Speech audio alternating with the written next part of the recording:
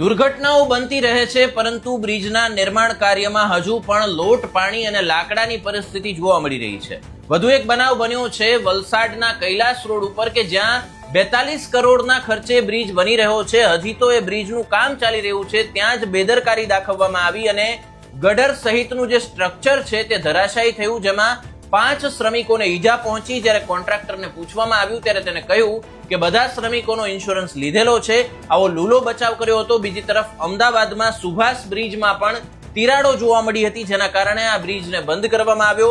હજી સુધી આ બ્રિજ ક્યારે શરૂ થશે એના કોઈ જ પ્રકારના અહેવાલ મળ્યા નથી. થોડા સમય પહેલા ગંભીરા બ્રિજ પણ ધરાશાયી થયો હતો, ત્યારે ખૂબ ચર્ચાઓ ચાલી રહી હતી કે હવે આગામી સમયમાં બ્રિજ બાબતે તકેદારી રાખવામાં આવશે જેથી જાનહાનિ ન થાય. પરંતુ ફરી એક વખત વલસાડમાં સ્ટ્રક્ચર ધરાશાયી થતા જે મજૂરો છે તે ઈજાગ્રસ્ત થયા અને જો વધારે લોકો ત્યાં કામ કરી રહ્યા હોત તો જાનહાનિ પણ થઈ શકે.